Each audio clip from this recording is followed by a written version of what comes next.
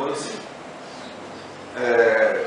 O tema, o céu e o inferno, segundo o Espiritismo, é uma sugestão também de uma pessoa que frequenta essa casa e ouviu falar justamente que este ano nós estamos no meio espírita dando ênfase na divulgação do livro O Céu e o Inferno, porque ele está completando exatamente 150 anos de seu lançamento.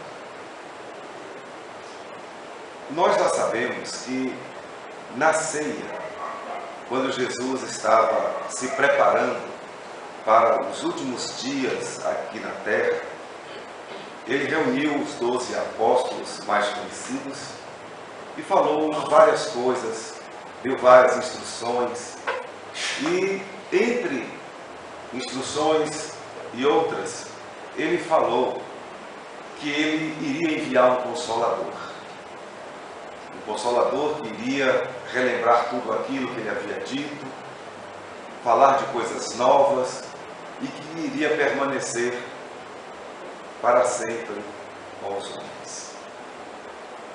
O Espiritismo, ele surge no mundo como sendo o cumprimento desta promessa. Essa promessa está narrada também no original do livro O Evangelho de São João. Ele, aliás, foi o único que mencionou esse momento em que Jesus se despedia, dando essas instruções. Arthur Conan Doyle, um médico e escritor inglês muito conhecido, ele escreveu um livro chamado A História do Espiritismo, onde ele mostra uma série de acontecimentos, de eventos importantes que antecederam a chegada das obras publicadas por Allan Kardec, que passaram a ser oficialmente a doutrina espírita, que é uma tese apresentada em 5 livros. O primeiro deles é justamente o Livro dos Espíritos, e deste livro, que é composto por 4 livros, derivaram mais 4 outros livros comentando o livro primeiro. Então, a obra básica, fundamental, o Livro dos Espíritos, com 1019 questões, na sua última edição e definitiva. Dele deriva o Livro dos Médiuns, o segundo livro lançado logo em seguida, numa orientação psicológica profunda a respeito das reações humanas, que diz respeito às percepções da faculdade mediúnica, assim assinalada, denominada com esse neologismo mediunidade. Logo em seguida, diante do interesse geral de todos aqueles que passavam a conhecer esse material no século XIX, além da curiosidade de vários cientistas que também começaram a pesquisar os fenômenos mediúnicos, veio o lançamento do livro O Evangelho segundo o Espiritismo, que já é, depois da Bíblia, o segundo maior livro vendido no planeta Terra. Esse livro, ele deriva do livro terceiro de O Livro dos Espíritos, que trata das leis morais, leis naturais ou divinas. Depois surgiu exatamente em 1865, portanto, há 150 anos, o livro O Céu e o Inferno, com o nome original Segundo o Espiritismo, onde ali Allan Kardec retira do livro 4 de O Livro dos Espíritos, das Esperanças e Consolações, as explicações detalhadas sobre como a doutrina espírita explica-nos o que vem a ser o céu e o inferno. E depois concluiu esta tese com o lançamento do livro A Gênese, os Milagres e as Predições, onde procura falar do nascimento dos seres que vivem na Terra, do surgimento do mundo, do universo, dos fluidos, de tudo aquilo que compõe todo esse ciclo de vida que nós conhecemos e até aquilo que nós ainda não conhecemos, bem como uma análise teológica cuidadosa do ponto de vista científico e magnético de tudo aquilo que aconteceu com Jesus, no que diz respeito aos milagres e às profecias ditas por ele. Inclusive, falando desse momento em que os tempos seriam chegados para uma grande mudança planetária, onde haveria a separação do joio e do trigo. Mas vamos nos ater aqui por alguns instantes, falando um pouco mais a respeito do livro O Céu e o Inferno, segundo o Espiritismo. Nós todos, ocidentais, e nós que vivemos na América ou nas Américas, somos influenciados pela cultura ocidental, especialmente no que diz respeito à parte religiosa, tradicional, à teologia predominante.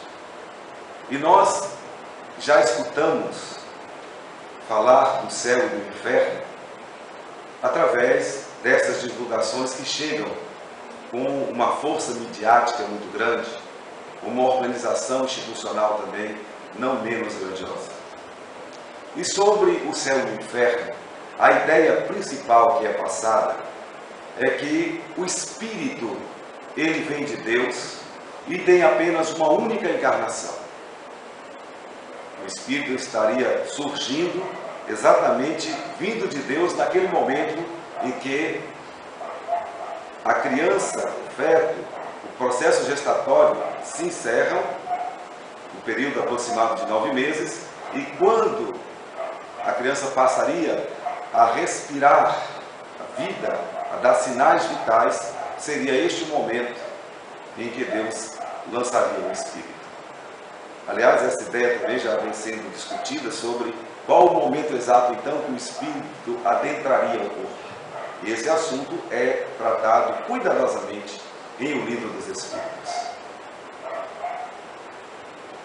A primeira coisa que surge quando se estuda o Espírito, a sua origem, a sua natureza, o seu destino, a relação que existe entre o mundo físico e o mundo espiritual, é que para um espírito chegar à condição humana, mesmo aquela condição humana de ser primitivo, de homem das cavernas, desde que ele surge de Deus simples, ignorante do que seja a existência, do que seja o próprio Deus, para um espírito ascender à condição de ser humano, ainda que primitivo, ele leva milhões de anos num processo de crescimento contínuo da sua inteligência, dos seus sentidos, para então deixar de ter o pensamento fragmentado na condição de animal, para se constituir na condição de um ser humano, ainda primata, mas dotado de uma inteligência constante, podendo fazer juízo de valores e por isso recebe o nome de ser humano. O nosso planeta já deu lugar, já serviu de habitação para espíritos dessa natureza. E sabidamente a ciência da Terra sabe, informa com toda certeza, com toda propriedade, que houve um processo de evolução de todas as espécies, inclusive a espécie humana. E hoje já somos considerados seres civilizados ou em outras circunstâncias, seres semi-civilizados. O que quer dizer isso? Que o espírito, ele não surge exatamente no momento em que alguém encarna. Ele tem uma pré-existência multissecular. Há uma história imensa de origem a ser analisada, percebida, até chegarmos à condição atual. Só nesse aspecto percebe-se o quanto a doutrina espírita tem muito a contribuir e, infelizmente ou felizmente, tem muito a desagradar quem vinha sustentando a ideia até então de que Deus cria o espírito exatamente na hora que a criança acaba de nascer. Até com os avanços da própria ciência médica, já se sabe que já nas primeiras horas em que o óvulo é fecundado, ali toda a vida já está constituída. Então não pode se dizer que Deus colocaria o espírito apenas na hora que a criança vem à luz, que dá o primeiro sopro de respiração. São questões importantes que são estudadas cuidadosamente pela doutrina espírita. O primeiro tabu a ser derrubado é este. Discordando da tradição, o Espiritismo diz: não, o espírito não é criado por Deus assim que a criança começa a nascer. Não, esse espírito na condição humana tem uma história vasta, tem uma caminhada longa até chegar a esta condição. Como também toda a religião, nesse ponto, coincide, porque todas são espiritualistas. O que quer dizer? Acreditam que o espírito existe e acreditam na imortalidade da alma. O espírito, portanto, é eterno. Ele sobrevive à morte do corpo físico. E também, nesse setor, a doutrina espírita traz esclarecimentos que são simplesmente magníficos, profundos, que definitivamente resolvem todas as dúvidas existentes sobre o porvir, sobre o futuro do espírito, assim que deixa as vestes carnais. A tradição nos ensinou até aqui que o espírito, quando ele deixa o corpo físico, ele terá normalmente 3 destinos a se considerar. Um deles, o inferno. O inferno, que tem uma influência muito grande de vários artistas, de várias representações sobre um momento de grandes dores e sofrimentos da alma, quando deixa a veste carnal. Com influência de diversas culturas, falando de um momento de suplício, de tormento íntimo, de grande aflição. Inclusive, lembrando-nos do livro A Divina Comédia Humana, de Dante Alighieri. Mas muito antes, pelo menos 500 anos antes de Jesus vir ao mundo terreno, Zoroastro, na Pérsia antiga, atual Irã, ele divulgava a ideia de que no universo existem 2 reinos predominantes. O reino do bem, formado por Deus, que criou a todos, e o reino do mal, formado por um ser que haveria chegado à condição de espírito sublimado, espírito puro, mas resolveu enfrentar o próprio Criador e criar o seu próprio reino. Como a proposta de Deus, que nos criou, é levar todos os seus espíritos, todos os seus filhos, ao bem, ao amor, à plenitude, ele então tomaria o caminho oposto. Criou-se inclusive a figura do Lúcifer, que seria um príncipe, aquele que vem da luz, que teria sido o desafiador do próprio Deus. E ele então estaria lutando para não deixar que as pessoas, os espíritos, se voltem para o bem, e assim instigando o mal, instigando todas as tendências inferiores, ele iria conseguir um número grandioso de adeptos para o seu reino. E ele então seria o príncipe das trevas, ou o príncipe dos infernos. A partir de todas essas influências teológicas, artísticas, mitológicas, os teólogos da igreja tradicional criaram então essa possibilidade de que existem seres que predominantemente estão tentando conquistar adeptos para confiná-los definitivamente nas regiões de grandes sofrimentos.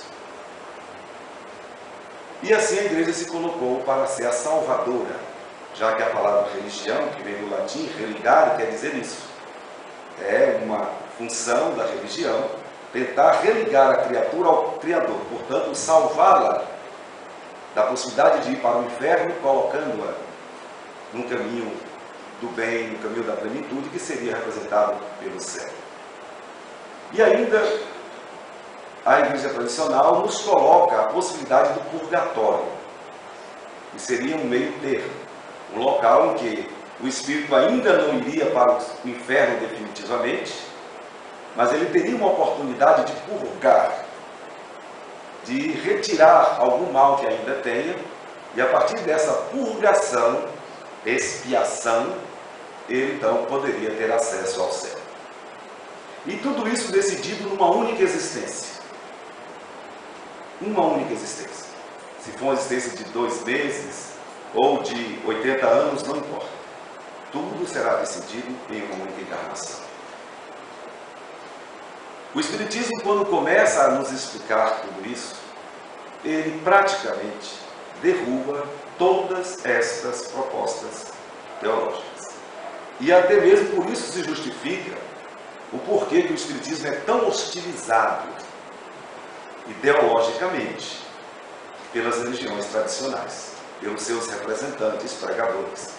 Porque o Espiritismo traz informações a respeito da alma, desde quando ela surge de Deus, caminha pelos reinos da natureza, mineral, vegetal, animal, e continua ascendendo à condição de ser humano primitivo, ser humano semi-civilizado, como nós nos encontramos atualmente, continuando o processo evolutivo para a condição de espíritos regenerados, depois espíritos ditosos, espíritos superiores e, finalmente, espíritos puros, que tenham alcançado o máximo das possibilidades humanas e espirituais de inteligência e de moralidade, que é a condição a que Jesus chegou. É a referência muito clara de um ser que alcançou os píncaros da evolução. E dentro dessa trajetória há muito que se estudar, há muito que se perceber. E apesar desse confronto ideológico, percebe-se claramente que o que o Espiritismo está falando é tão da natureza, é tão da ciência, daquilo que realmente representa a verdade sobre a existência, que aos poucos percebe-se que o conceito tradicional ele vai se enfraquecendo naturalmente, sem grandes brigas, sem grandes derramamentos de sangue, sem nenhuma revolução descabida. Tudo no campo das ideias, no campo das atribuições. A propósito, é bom que se diga, o IBGE, o Instituto Brasileiro de Geografia e Estatística, quando fez um censo a respeito dos processos religiosos, perguntou aos brasileiros se acreditavam na reencarnação, na pluralidade das existências, se o espírito que deixou o corpo físico poderia retornar ao mundo físico. 73% dos entrevistados, representando a estatística oficial, portanto, na média, 73% dos brasileiros afirmaram acreditar na reencarnação. E, no mesmo processo de pesquisa, o IBGE mostra que os espíritas não passam de 3 milhões de pessoas. Que é um número pouco mais de 1,5%, 2% da população brasileira. Então, quer dizer que mesmo os não espíritas, os que não estudam a doutrina espírita, estão catalogados, logicamente, nas outras religiões, porque só católicos e evangélicos dão mais de 90% da população brasileira. Então, essa mesma população, mesmo tendo uma pregação contrária à ideia da reencarnação, venha a lógica neste processo natural da vida e admitem aceitar a lógica de que o espírito ele vive muito mais do que uma única encarnação. E a lógica disso é para ser discutida, refletida muitas vezes, porque Deus ficaria até mesmo em suspeição em relação à sua justiça, em relação à sua suprema inteligência. Porque como é que alguém concede uma única encarnação em condição desigual? Porque ninguém reencarna em condição igual a outra. A outra, cada um tem um propósito, cada um tem um estilo, cada um tem um projeto. Nem todos têm a mesma condição intelectual, a mesma condição financeira, a mesma condição de saúde, e nem todos vivem o mesmo período de tempo na condição de ser encarnado. Então, já se colocaria em suspeita se Deus realmente ele é aquele que trata a vida de forma equânime, com respeito a direitos de igualdade para todos. Então, por que que uns vão ficar 80, 100 anos sujeitos às tentações humanas e, por isso, vulneráveis, com grandes possibilidades de serem atirados do inferno? E outros que poderiam ter vida aparentemente tranquila, muito protegida, vivendo pouco tempo, e esses que não tiveram testes maiores que pudessem colocá-los em situação de vulnerabilidade moral, Então esses aí já seriam levados para o céu. Faria ter um processo como se Deus tivesse preferência na sua criação. A uns eu vou facilitar, para outros eu vou complicar. Essa já é uma das lógicas a respeito da idoneidade divina que se reflete muito quando se trata deste assunto. Mas o Espiritismo vai dizer assim: na verdade, Deus não criou nenhum lugar para colocar ali as pessoas, condenando-as a um sofrimento eterno. As energias criadas por Deus, os fluidos que compõem o universo e se misturam para formar a variedade de vida existente não só no mundo físico, visível, mas em toda a extensão do mundo espiritual e em todo o universo incomensurável, a energia que ele colocou, a matéria elementar, é a mesma. Exatamente a mesma. Ninguém recebe dosagem maior ou menor. Não há excesso nem escassez. Todos recebemos rigorosamente as mesmas condições. Isso é ser justo, isso é ser equânime. Assim, cada espírito, ele está no lugar em que ele se colocou. É como uma família de 5 filhos, em que os pais trabalham e dão aos 5 filhos as mesmas condições, o mesmo carinho, o mesmo afeto, a mesma educação, a mesma orientação financeira, econômica, e os lançam no mundo. E ali, os 5 filhos vão a um destino diferente cada um. Uns vão se sobressair em determinada área, outros vão se sobressair em outras áreas, e alguns vão inclusive retornar fracassados. Como se costuma dizer no ditado popular, os dedos das mãos são irmãos. Estão sempre juntos, mas são todos diferentes. E isso é o que se observa. Por mais que um sistema pedagógico educacional direcione com todo cuidado um sistema de igualdade de condições, o processo de formação de alguém, tanto moral quanto intelectual, não conseguirá obter o mesmo resultado. Porque existe a liberdade, que é uma concessão divina estudada cuidadosamente também em O Livro dos Espíritos, onde cada pessoa poderá aproveitar melhor ou pior a oportunidade que recebe. Então a reencarnação ou as reencarnações são sucessivas, são plurais, são a representação da misericórdia de Deus, que dá aos filhos que fracassam em suas escolhas as oportunidades quantas forem necessárias, até que aprendam, se resolvam e retomem o caminho da evolução. Como disse afirmativamente Jesus: nenhuma de minhas ovelhas irá se perder. Então não existe a possibilidade de alguém ser colocado no inferno eterno. Mas tem uma coisa que quando eu desencarnar, assim que eu abrir os olhos, eu vou perguntar ao primeiro espírito esclarecido que aparecer à minha frente: quem foi o infeliz que teve aquela ideia de dizer que o inferno é assim? Você tem só uma encarnação para decidir o seu futuro, depois da morte. Inferno, purgatório ou céu. Mas se você cair no inferno, de lá você nunca mais sairá. O espírito é imortal, porque a religião sempre afirma isso. O espírito não morre, mas ele será eternamente castigado numa região onde haverá um tacho enorme de enxofre, parecendo um vulcão. Exatamente um vulcão. Enxofre que vem do vulcão, com aquelas lavas queimando.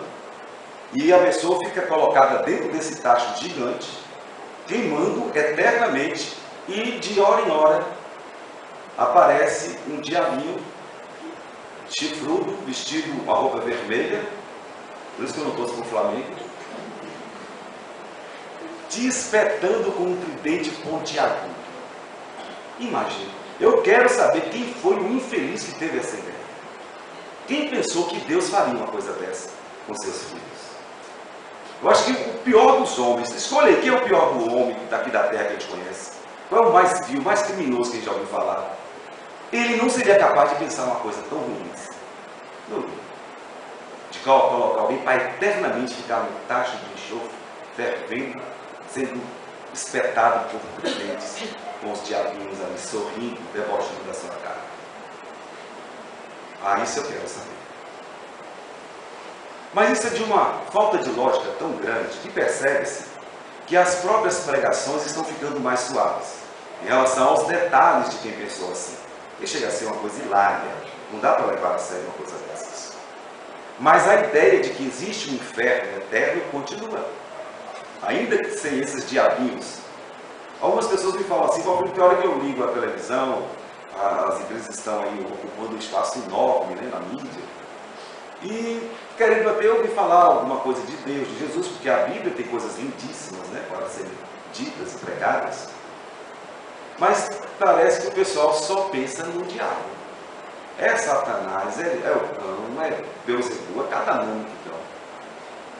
Que nem os maiores artistas criativos de Hollywood e da Rede Globo pensariam em tantos nomes estranhos. Mas há uma apologia ao mal, uma coisa impressionante. E assim as pessoas vão tomadas de pânico. A psicologia moderna, analisando uma parte dos medos que nós apresentamos, chega à seguinte conclusão. A religião, quando prega o terror depois da morte, quando diz para a pessoa, olha, você talvez vá para o inferno eterno, isso aí já dá um pânico que vai durar uma encarnação inteira. E não são poucas as pessoas, crianças, jovens e adultos, que entram mesmo em pânico, perdem noites de sono quando lembram da morte e imaginam que poderão ficar no lugar desses. É realmente um ato terrorista. Não tem a menor dúvida. E o Espiritismo diz que não existe isso. Deus é bondade, Deus é oportunidade, é misericórdia. E na frase de Jesus, todos irão chegar à condição de Espírito puro. Todos. Vai acontecer que um vai mais rápido, o outro não vai tão rápido assim, como acontece com os nossos alunos, com todos nós, nos cursos, nas escolas que frequentamos. Uns se dedicam, são chamados CDFs, e aí avançam ligeiro, com 20 anos já estão formados, então com 20 e poucos anos já estão com a vida toda arrumada, e outros que ficam protelando, e às vezes nem conseguem concluir o curso algum. Mas isso vai do esforço de cada um. Isto é a vida e é a liberdade concedida por Deus. Então, céu e inferno, filosoficamente, para a doutrina espírita, são estados de consciência. É o que cada um constrói dentro de si mesmo. E Jesus nos ensina que o céu é uma conquista interior. O céu é algo que se constrói dentro da carga emocional, afetiva de cada um. E como é que a gente pode construir um céu dentro da gente? Já que Deus não criou lugares assim. Ele não criou um céu para colocar os bons, nem criou o inferno para colocar os maus. As energias de Deus são as mesmas em qualquer parte do universo. Cada um usufrui da liberdade fluídica, magnética, de acordo com o que adquiriu em termos de capacitação para usufruir do universo, porque quem é espírito evoluído pode circular o universo como um todo. Não tem restrição, não tem limitação. A limitação existente é relativa ao grau de evolução alcançada, que está relacionado ao esforço que cada um empreende para caminhar devagar ou mais depressa pelos caminhos da evolução. E esse estado de espírito feliz, então, tanto faz que você esteja embrumado, ou que você esteja em Júpiter, ou numa galáxia que a gente nem conhece, você poderá ser feliz ou infeliz de acordo com o que você traz dentro do seu coração.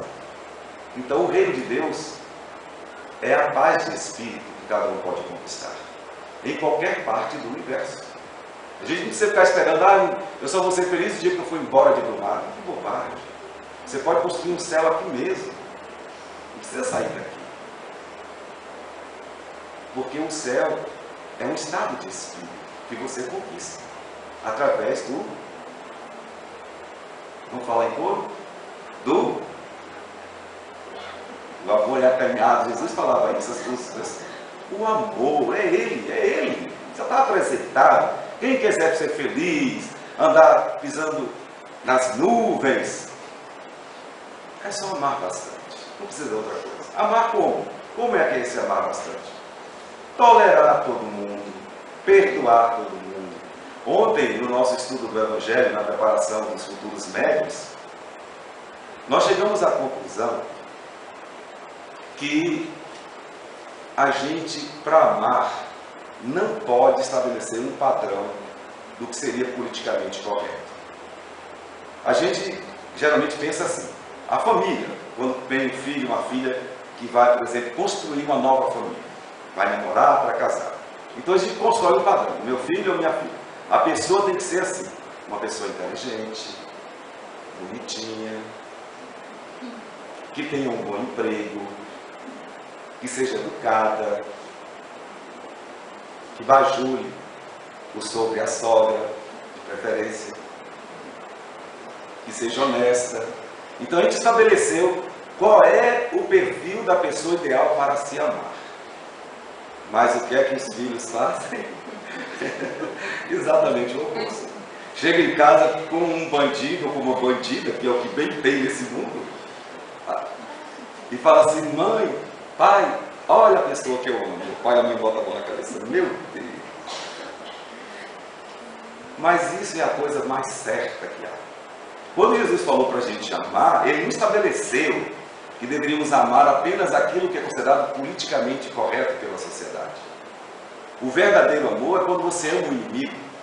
Aí tem uma moça que faz parte do nosso grupo, falou, Valfrido, você veja, minha menina que eu criei com tanto mimo, tão linda, tão maravilhosa, chegou em casa e falou, mamãe, eu estou apaixonada, perdidamente apaixonada. Por que, minha filha? Ô mãe, por um homem, mas eu estou triste. O que foi? Por quê? Ah, porque ele foi preso, está pedindo bem em Salvador. Minha filha, mãe, o que eu posso fazer? Eu amo. E é com ele que eu quero ficar. Minha mãe fica em dúvida. E o pessoal me pergunta, qual vídeo agora? A gente faz o quê? Eu falei, ama. E pronto. O amor, ele é, quando ele realmente é amor, ele é incondicional.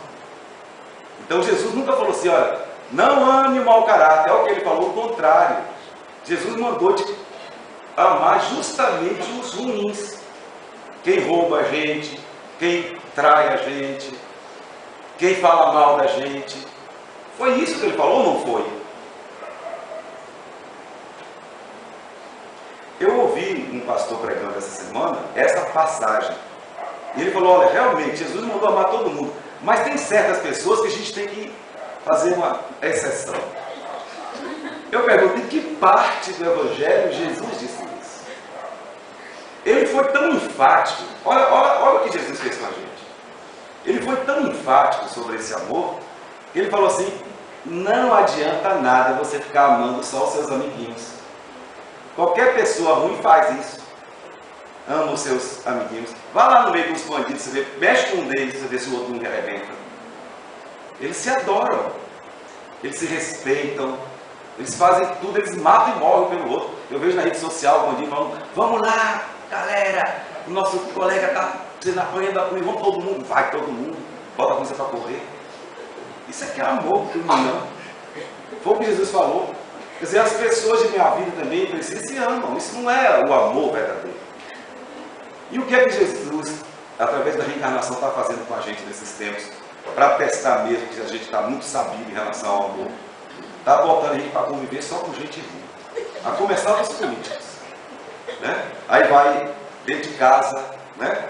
O pai, a mãe, o filho, a irmã. Só o que eu vejo é todo mundo queixando todo mundo. É a coisa mais rara vai chegar assim, a minha família está maravilhosa. Todo mundo se entende. Ao contrário. Sabe o que é o que eu mais escuto aqui? Valfrido, não sei. Do nada! A gente está, quando vê, está todo mundo batendo no outro, gritando. Do nada. Eu falei, mas que gentinha ruim é essa? E o que é que eu tenho que dizer? Ame o traste. Tem que amar. A gente está aqui para isso. Ou você vai querer apenas que apareçam as pessoas.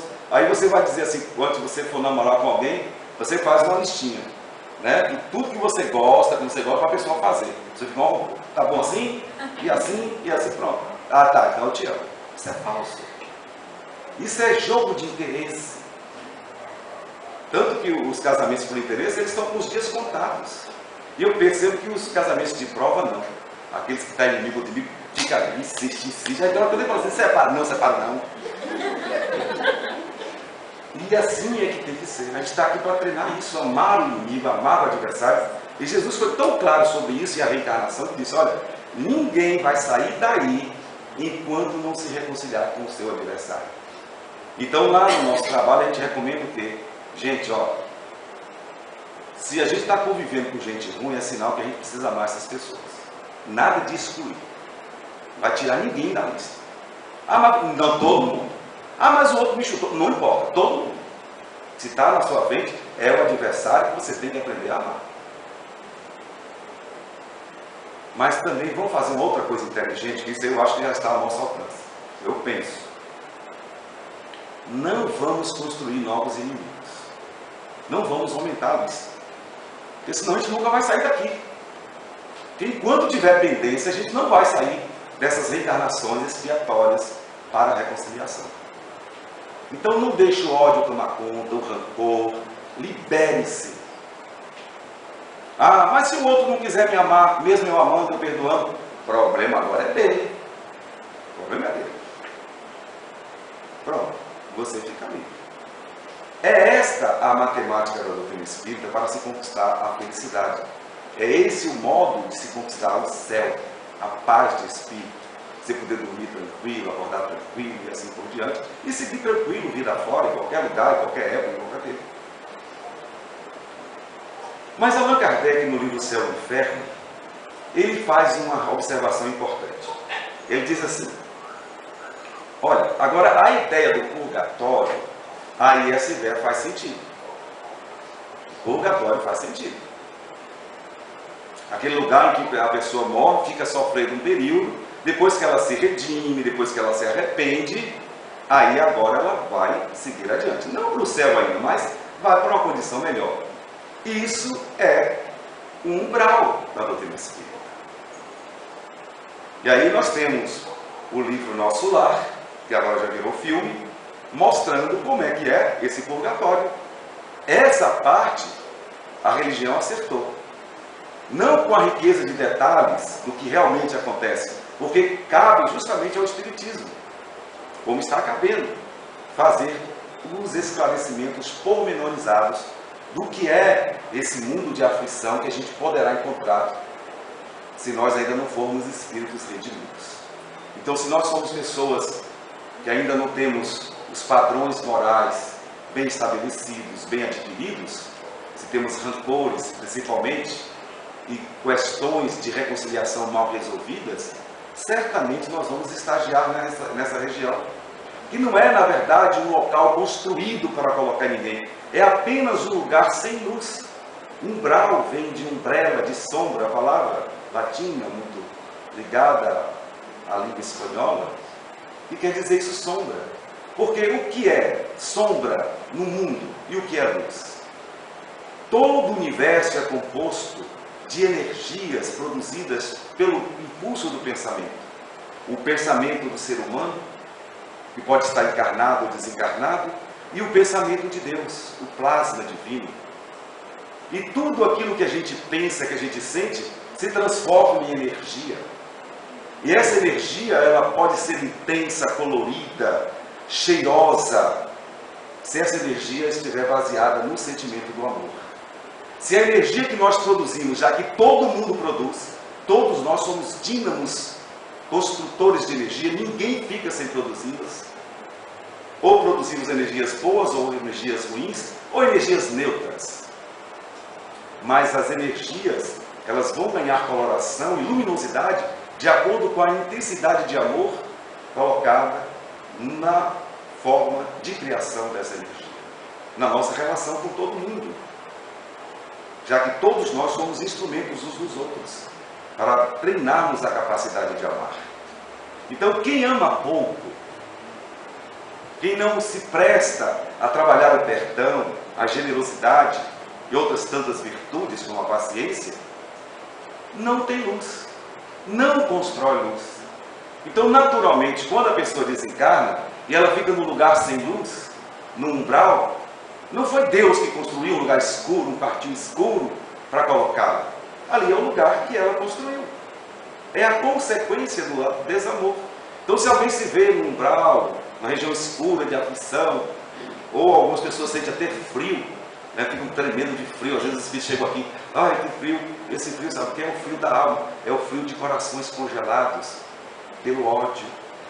Até o ódio para a doutrina espírita é uma energia que virou pedra, é o amor que petrificou, é o amor que enlouqueceu. Porque tudo na vida, no fundo, é amor. Mas quando ele não recebe os estímulos das ações deliberadas pelo uso consciente do livre-arbítrio, essa luz vai se apagando. E é assim que tem que ser. Já pensou se as pessoas que odeiam, que moralmente elas se comprometem com a lei do amor, desencarnassem e encontrassem luz? Como é que ela ia perceber o quanto ainda lhe falta para chegar à meta traçada por Deus de conquistar a condição de espírito puro? Que é essa a finalidade da existência. É a lei do progresso moral e intelectual. Então é natural. Quando alguém fala de umbral, entenda, é a colheita. É o que cada um fez de si. Desde o momento que a pessoa começa a se arrepender, começa a ter exatamente a luz da humildade, que o grande problema é esse para a pessoa se arrepender. É deixar o orgulho de lado, quebrando, para começar a perceber que aquela condição infeliz não foi construída por ninguém, muito menos por Deus, nem por Lúcifer ou qualquer outra persona que se queira construir mitologicamente. Não existem seres que se determinaram a serem diabos. O que se nota de maldade entre os desencarnados são os mesmos homens que viveram na Terra, que não desenvolveram o bem em si, e continuam sem esse bem depois que desencarnam. Mas são seres que vão passar por um processo de sentir as consequências das suas escolhas, quando amadurecer, quando ter uma dose de humildade, no processo de arrependimento começa então uma revolução para a sua regeneração. E aí novas encarnações são providenciadas, quantas forem necessárias, até que haja todo o ajustamento de todas as faltas cometidas e que a pessoa finalmente encontre a trilha desse amor mencionado por Jesus. É simplesmente assim. É só isso que temos a fazer. Mas aí pergunta-se, uma encarnação só, por mais longa que seja, dá para a gente destruir todos os nossos ímpetos inferiores e nos tornarmos pessoas puras iguais a Jesus? Será que dá? E sabe até por que não dá? Porque a gente tem muita preguiça. Jesus falou isso. Os filhos da luz são preguiçosos. Os filhos do século são mais corajosos. Os filhos do século são as pessoas interesseiras que acham que o mundo se resume aqui na Terra e que tem que conquistar tudo aqui. Os fins justificam os meios, atropelam todo mundo para conseguir o que querem em termos de bens materiais, já que só acreditam na matéria e nada mais. E vão com uma coragem fora do comum. E as pessoas que acreditam no amor, que acreditam no bem, não são tão corajosas. São apenas. Eu perguntei aqui, e aí gente, para a gente conseguir o céu dentro da gente, precisa de quê?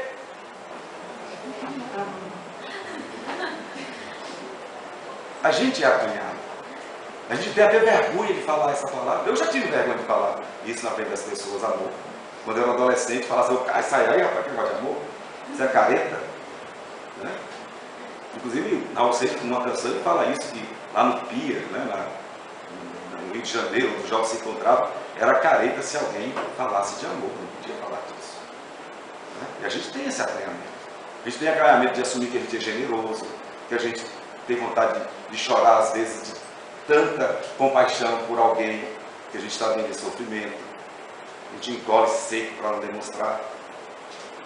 Isso é um acanhamento que está ainda na timidez de quem não teve a devida coragem para se assumir como filho da luz, que é Deus, que é o amor. E assim, esse livro, o livro O Céu e o Inferno, que vai ser sorteado agora, ele tem duas partes. A primeira parte, em que Allan Kardec faz uma série de explicações filosóficas, teológicas, profundas, inclusive falando do niilismo, que nós já comentamos aqui numa palestra. Prestem muita atenção, especialmente quem ganhar o livro, eu vou perguntar daqui a um mês, o que é niilismo. Uma explicação profunda sobre essa tendência humana de acreditar só na matéria, de não perceber que no universo existem três grandes elementos. O primeiro que é Deus, o segundo que é o Espírito e o terceiro que é a matéria. E a matéria, ela é um complemento, ela é um instrumento de que o Espírito se serve para evoluir. E o niilismo faz o inverso, anula Deus, anula a alma e considera que a matéria é tudo. É o resumo da vida. E é um conceito que já vem sendo defendido há séculos por pessoas inteligentes que descobrem coisas importantes da função material e conseguem ater-se apenas nas funções da matéria, não tendo concepções mais sublimadas a respeito do que acontece além da matéria, fazem esse resumo e pregam e vivenciam. E todos nós somos influenciados por essa ideia de que ter é mais importante do que ser. Nós todos somos assim. E o niilismo é o processo cultural que vem nos colocando nessa condição. Observemos isso nesse livro. Esse niilismo é algo importante para se meditar com muita atenção.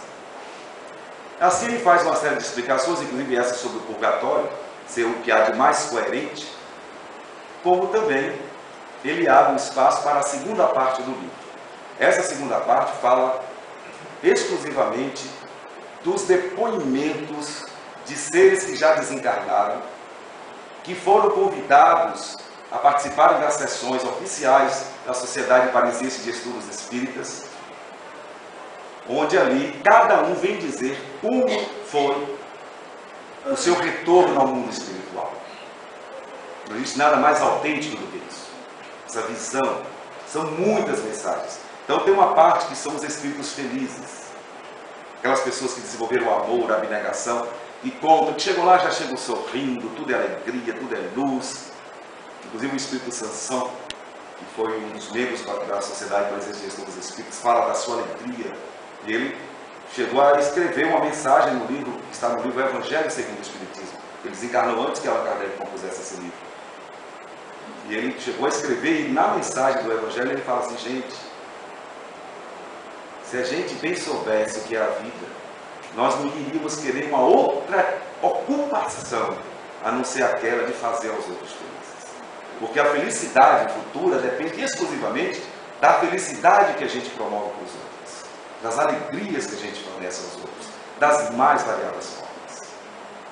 Nesse sentido de alegrias, de construir felicidade, nós somos conhecidos no mundo espiritual como assassinos, mesmo sem ter dado tiro em ninguém. Somos aquelas pessoas que usamos palavras ásperas, que usamos sentimentos rancorosos, agressivos, e saímos distribuindo por aí em tudo quanto é lugar, inclusive com as pessoas que a gente diz que ama, tirando-lhes momentos de alegria, dando-lhes ao contrário momentos de infelicidade, de tristeza.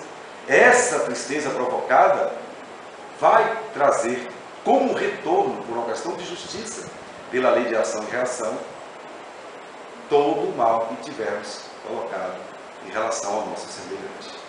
E assim, como é que poderemos ser felizes se nós não estamos distribuindo felicidade? Jesus alertava: cuidado. Quem planta espinhos vai colher espinheiros. Quem semeia ventos vai colher tempestades. É tudo muito simples. Mas quem planta flores vai colher flores perfumadas. É só isso que a gente precisa aprender nesse processo que vai acontecer na vida futura. Então essa parte dos espíritos felizes é a primeira da segunda parte do livro, é dividida em duas partes, como eu disse. Depois vem outros espíritos, vem os espíritos medianos, aqueles que não são tão felizes, mas também não são tão tristes. É de acordo com suas obras, né, que a gente fica lá no outro mundo. Depois vem os espíritos, os suicidas, os criminosos arrependidos. Mas o que nos chamou muita atenção para concluir essa reflexão de hoje foi a última leva de espíritos que manifestou psicograficamente. Os espíritos endurecidos. Desde a primeira vez que eu fui ler esse livro, quando eu falei: pronto, já lemos de tudo. Criminosos, suicidas, os endurecidos, eu me preparei. Agora vem. Coisa cavernosa. para minha surpresa, você sabe quem são os espíritos endurecidos que fecham esse livro? A gente. A gente que não faz nada. Aí eu me lembrei que há 30 anos nos nossos cursos básicos, logo nas primeiras aulas, a gente pega os alunos para lerem a questão 100 a 113 de O Livro dos Espíritos, que tem ali uma escala espírita dizendo a classificação dos graus de evolução. E peço para cada um, depois da leitura, colocar em que grau se encontra. 95% diz espírito neutro. Não fede nem cheira. Tem tudo carinha de santo. Você olha assim, tudo, que coisinha linda. Mas não vale nada. Não produz nada. E aí o Evangelho adentra essa questão dizendo que não fazer o bem é fazer o mal. Você só poderá ser feliz se você fizer algo de bom. Então a gente fica assim naquela postura, basta você ser preguiçoso para você não fazer nada. Aí quando morre alguém que não faz nada, fala, gente, fulano era tão bom, porque assim, ele não xingava, ele não brigava, ele não roubava, ele não fazia nada de mal. Eu fui, é preguiçoso. É preguiçoso. Não fazia nada, nem tinha força nem para fazer o mal, nem para fazer o bem. Quando a gente olha os depoimentos do espírito que foi criminoso, o suicídio, eles têm uma motivação. Ah, porque aconteceu isso, eu entrei no seguinte drama, eu errei, mas agora eu quero voltar. Tem uma ação, tem uma motivação, mas o endurecido não. Como Geneve, uma mulher que apresenta ela toda acanhada, e toda sem jeito, toda deslocada. Ou coisa deslocada é esse tipo de espírito que não fez nada. Não tem lugar para se encaixar no mundo espiritual. Aí quando se pergunta assim, mas vem cá, você está nessa condição assim, por quê? O que é que você fez? Ela, nada. Eu era dono de casa que não fazia nada. Tinha uma criada que fazia tudo, eu não fazia nada. Minha vida se resumiu nisso, não fazia nada. Por isso eu estou aqui. Numa situação que não sabia nem classificar que situação é aquela. Ultimamente nós temos falado aqui da preguiça nossa, né? A preguiça dos trabalhadores espíritas, da preguiça dos médiuns. Mas é tudo gentinha boa. Não tem nada assim que você vai desabonar. Não, é tudo gente boa, não tem problema nenhum. Mas é tudo espírito endurecido.